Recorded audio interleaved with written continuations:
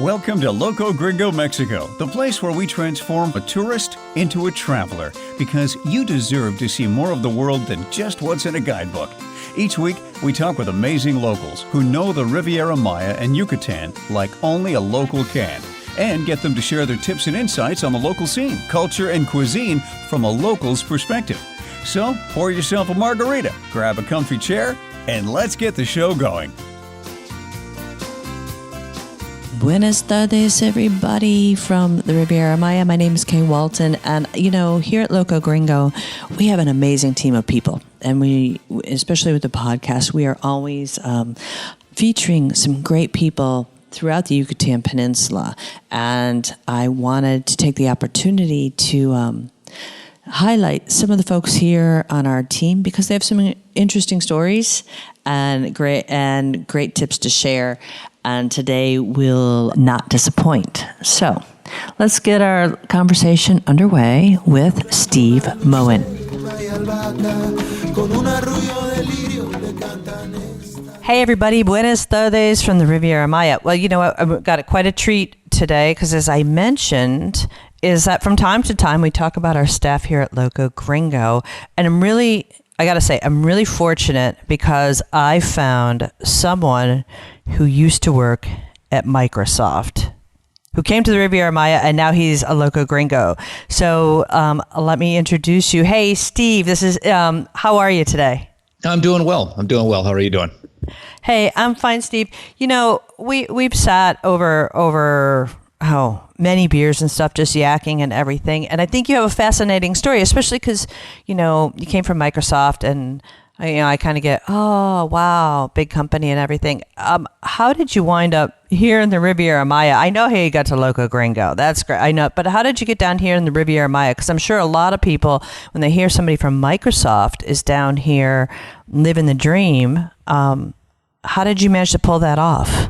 Well, actually, there's a couple of Microsoft people down here now. I'm not alone anymore. But I started out.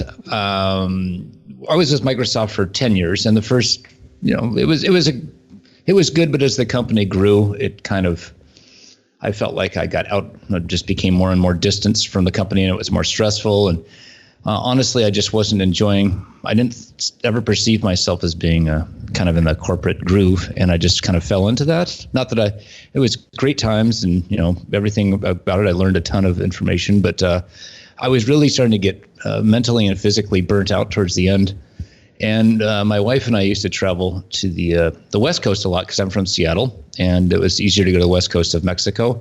But I always thought, God, it would be great to go down to the Cancun area. But I always thought Cancun, spring break, blah. I just didn't want to. It wasn't my kind of scene. And so I was talking to somebody at Microsoft. This was about 16 years ago, and they mentioned Playa del Carmen. And I thought, well, maybe I'll plan a bit of a vacation there. And so I actually took, I think, almost 4 weeks and rented at I think it was the Xiaomenha condos, and just rented a nice little space there. And for once, I planned the entire vacation, which was normally something I don't do. But I tried to dig through as much as I could. I used the old Loco Gringo forums and a couple other local forum sites that were around at the time, and scraped together a trip itinerary. Came down, and just before I left, I'd actually was hospitalized from stress and anxiety, kind of a collapse, literally the night before I left to fly down to Playa. So I got down here, had a shot of tequila, jumped in the ocean. Suddenly I just felt like myself again. And the time we were here, we just realized it was, a much smaller place than it is now. So you just kind of immediately bonded and met people. It was just such a friendly and awesome place, as it still is, in Playa. And the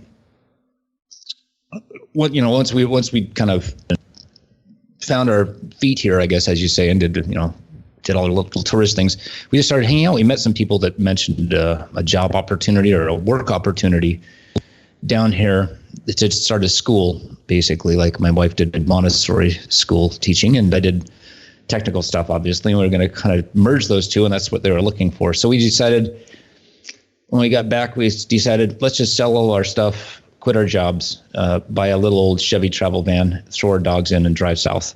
And then we did. It took up 6 months where our friends all thought we were crazy, but we sold it all off and hopped in this old van and drove down here and got a place, started the school. It didn't work out. I think it was a little too early for the idea that we were running at the time. It probably worked better now.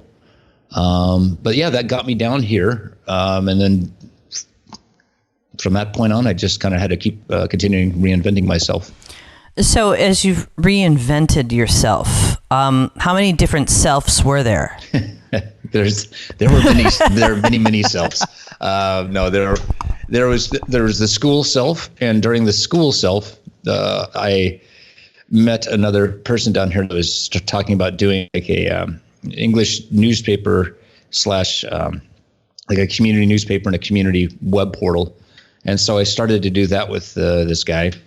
And we put out a local news publication for about a year down here. It's just a monthly publication with a website as well. And that was really fun. I mean, we really, you really get immersed because we had to be out every night and go out every day and explore and, do all these great things and learn all about the area and report it out to people and interview people. And it was just fabulous times, but it just was a lot of work and not a lot of rewards. It was pretty stressful, but that was about a year.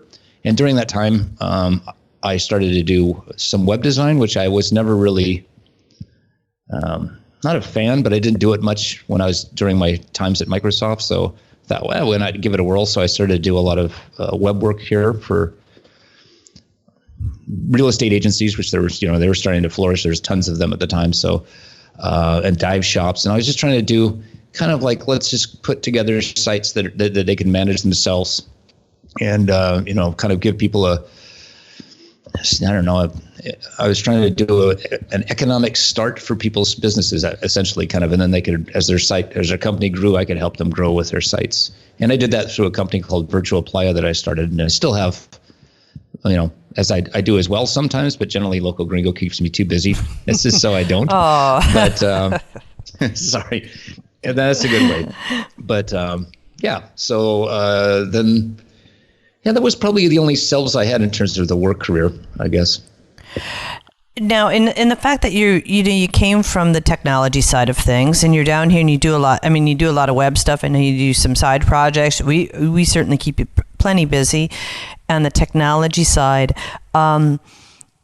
Would there be is that something that really drives your passion, or do you have some other things that you really just love down here that kind of keeps you going and you're going, yeah, I mean, because you could build websites anywhere in the world. Now that we live in a virtual age, is there a passion that you have? Is it just for the beach, or, you love that there's no snow? Is there something that really keeps you here and grounded to stay here in the Riviera Maya make it your home? Absolutely. It's, I mean, I've been here now 14 years, and beyond the initial thing that obviously attracts everybody is the beauty of the area. I mean, that sucks you in, the ocean, the cenotes, the jungle, everything about the area is just jaw-droppingly beautiful. And, after you've been for a while, then even though that becomes norm, I guess no matter where you live in the world, everything, after a while you just like, oh yeah, there's that beautiful blue Caribbean beach and the white sand again. It becomes a norm, but you also find out that you've built a life. You've got incredible people down here, and you've got, great groups of friends that are just fast friends that, I know will be friends for my life. And I just, I just think that the environment itself here is just so beautiful. The animals, I'm a huge animal person, and just, the birds, everything around here is it's just a very laid back, beautiful environment. And I just, the international and kind of intriguing, both residents and tourists that come through here, you just get to meet some just great people. So that's a huge thing that keeps me here. Like you said, I can work from anywhere. So, I can take my computer and go to Bacalar for a week and gaze at the lagoon and work, or I can, and that's great because there's a lot of places you can take your laptop and work and be working, but still be away at the same time. Now, in mentioning like going to Laguna Bacalar, which is just it's south of Tulum, I don't know what, maybe a couple hours or so, which is a beautiful location. Have you, in your 14 years here, have you taken advantage of the opportunity to travel a lot throughout the country of Mexico? Not, I've done a lot of travel. I'd say in the Yucatan here, I've done a lot of traveling. Outside of here, I've gone to Mexico City on a few occasions with a good friend of mine, and I went to León, Guanajuato. Kind of more in the central area, which is really stunningly beautiful. One of my favorite little spots that I went to was actually in Guanajuato City, and I was only there for a couple of days when I was attending a friend's wedding in León. We went there, and it was just almost, you see this city, it almost looked like it was just created for people to just enjoy. It doesn't even seem real. It feels like it's like a Disney, like a Disney city. It's just so Mexico, kind of European, just the land that it's built into, the tunnels, that everything about it was just phenomenal. And, Mexico City, I don't even know how many times you could go there and go to museums and go to, just seeing different parts of the city. You probably could live there for 30, 40 years and never see everything. So I can't even get started on Mexico City. It's absolutely, I love that there as well. It's the same kind of, you can find little places that like Coyoacan, and did I say that right? Coyoacan? No, I can't remember. Oh, I don't know. Coyoacan, I think. Yeah. Anyway, it's kind of just like a hip area in the middle, and just fell in love with that as well. So yeah, I haven't been anywhere in Mexico that I didn't find fascinating.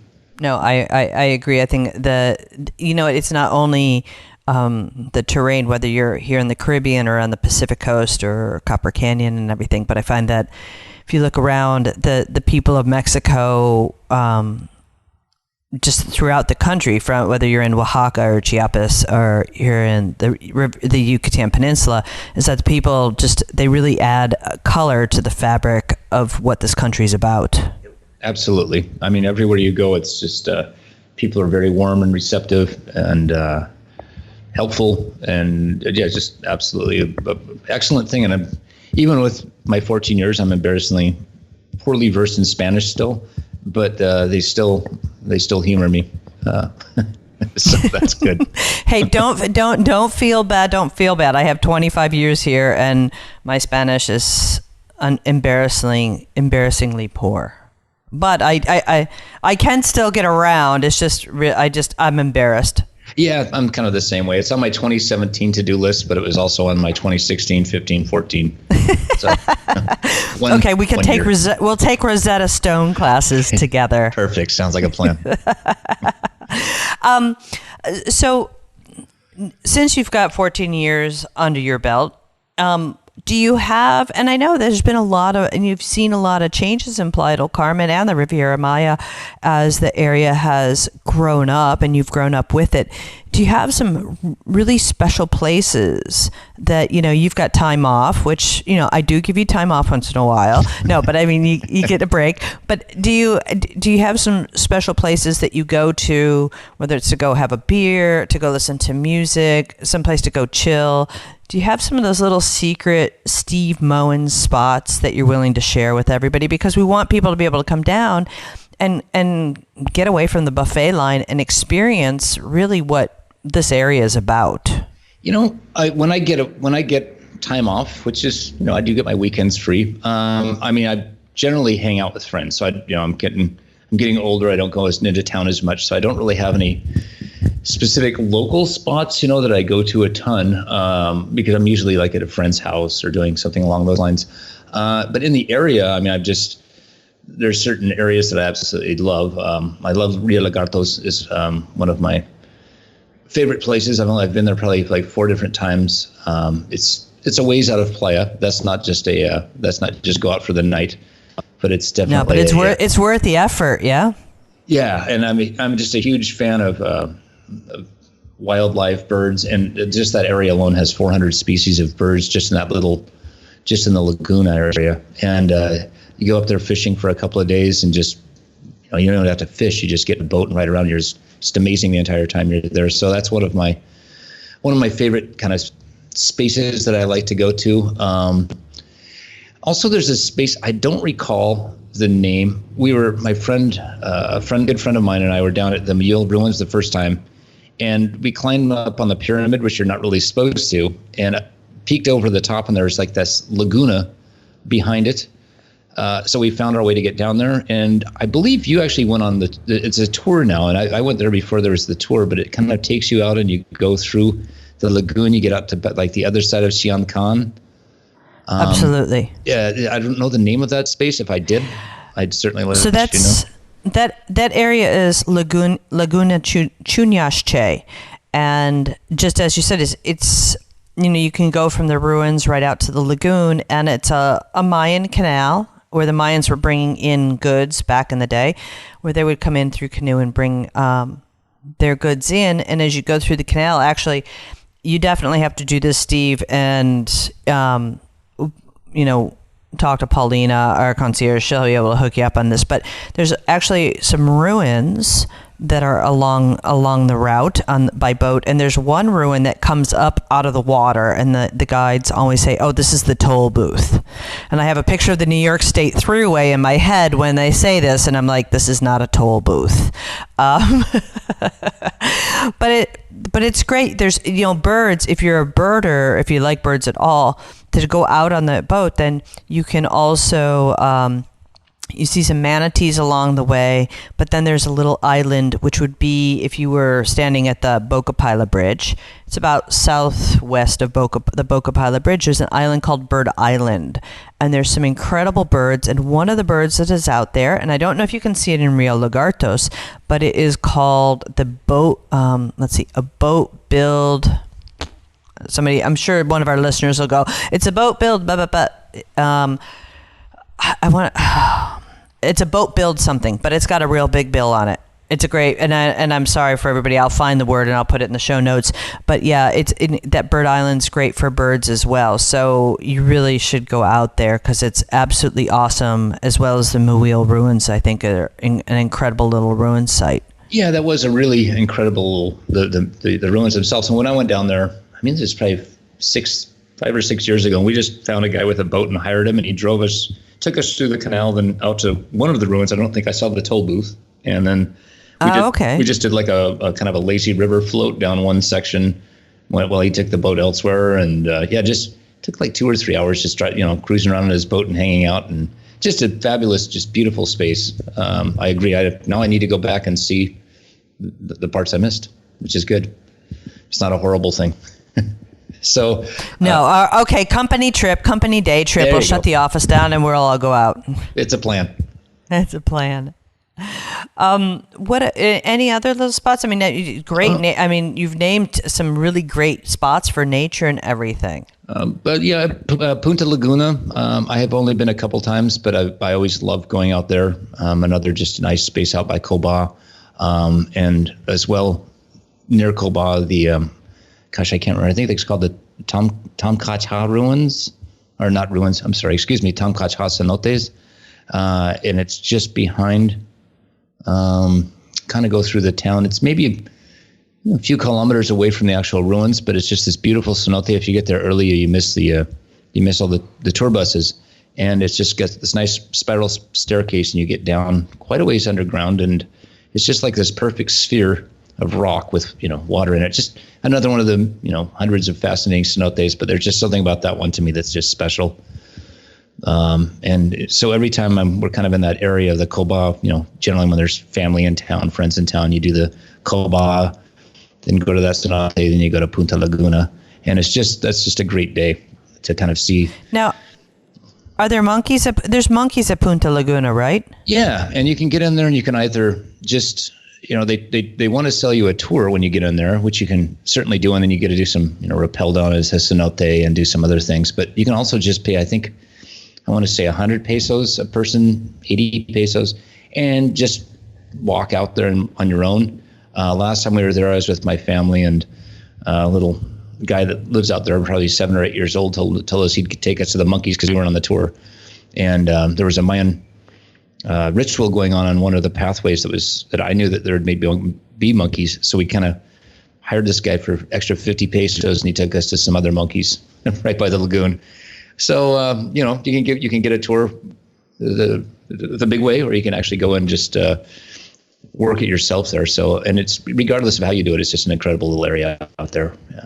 And yeah, there's monkeys everywhere. There's spider monkeys on one side, and then there's howler monkeys if you venture to the other side of the lagoon. Now that's awesome, and I haven't been out there in ages, and so it's nice to hear that there's monkeys out there, and it's still a special experience. Now I'm gonna catch you off guard on this question, Steve, because I know that you're a runner. There's Ironman's become a really big thing here, hasn't it?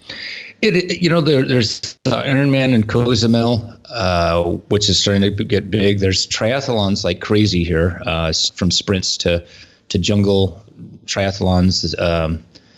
My friend and I were looking at doing, I think it's called the Mayathlon, and it's I can't recall, it might be Shellha that puts it on, but it's basically a sprint marathon, but it's through jungle, through a laguna, and it's out by Punta Laguna where they hold it. And so you're basically doing a little sprint marathon through the jungle, sprint triathlon through the jungle, which I've yet to do, but it sounds pretty incredible. And yeah, it's really grown over the last few years. A good friend of mine that's on this the Playa del Carmen running club has started to put together a monthly sports magazine, just because we have more and more running activities. We have, and it's bringing a lot of events down here, which is just great.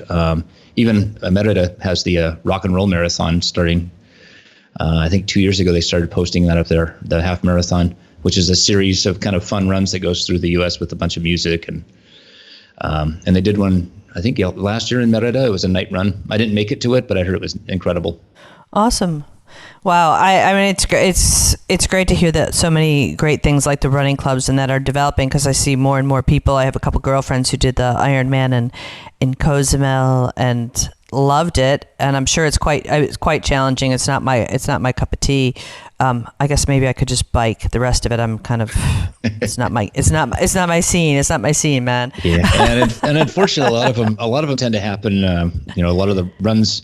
The bigger runs tend to happen in September and October, so you end up training in the summers here, which, it does get a little bit humid and a little hot here. So those are the times that you have to get up at 4:00 in the morning and do your run by the time it's 6 before it gets too hot out. Ouch. It is flat here, so you have that. It's not raining like Seattle, so that's a good thing. It's you regardless, I can complain all I want, but then like sitting on a day like this, for example, today when it's just the perfect weather, beautiful cool evenings and warm days, and I don't miss Seattle a bit. I miss them.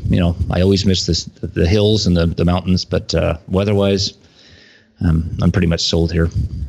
Well, let me offer up my condolences on the Seahawks and that they didn't make it to the Super Bowl. Yeah, things happen. We have next year. Always next year. I still have faith. Always in my team. I know you do, and I always chuckle when I know Seattle's playing. I know you're watching the game, that you're somewhere with friends or one of the sports bars in Playa catching the game. So I did think about you when they lost to Atlanta.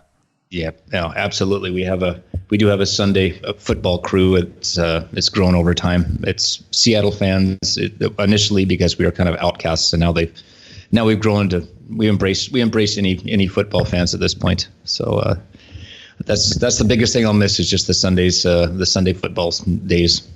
So that's why you have to watch Mexican football as well. Oh man, and that's what I really think. What is it? World Cup is fun. It's fun to be down here when it gets into the finals for World Cup. Oh, that's phenomenal. Yeah, every bar in Playa has if they're owned from it's French owned or Dutch, whatever it is, they're supporting their team. Swedish. I used to have my office at a Swedish hotel, and I never worked during the World Cup. I just shut my office down and enjoy the good times. Yeah, because it's incredible. It is. Hey, Steve, if people want to reach out to you and say hi, and maybe they have questions about running or are fascinated by the fact that you've left your day job up in Microsoft to come down here, how can people track you down? Well, you can get me through. I usually don't supply this information.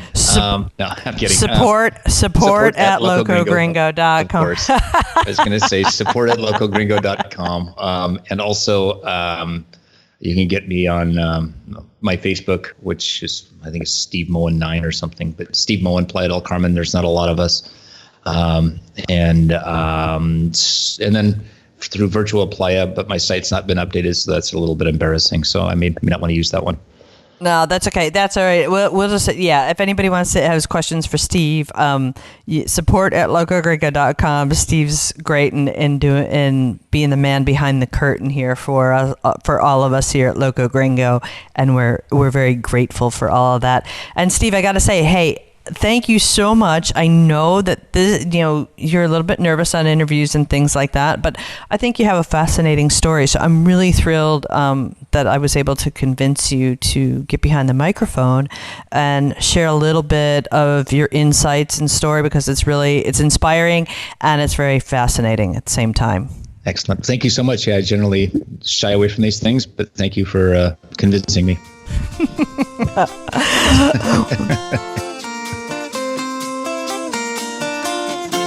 I want to say a big shout out to Steve for being a guest today. He loves to be behind the scenes instead of front and center, and I'm glad he allowed us the opportunity to shine the spotlight on him and his incredible story. To visit the show notes for today's episode, go to locogringo.com/podcasts. Until next week, everyone, hasta la vista. Thanks for listening. If you like the show, be sure to subscribe. For links, show notes, and more information, head on over to locogringo.com or give us a call toll-free at 800-478-0081. Porque se tragó la luna, estaba enferma la rana. Su madre soba que soba, dedos de pluma la panza. Pensó ranita que luna era una toronja blanca. Y aunque la luna es de leche, la leche estaba cortada. Croa, croa, dedos de pluma. Croa, croa, dedos de agua. Croa, croa.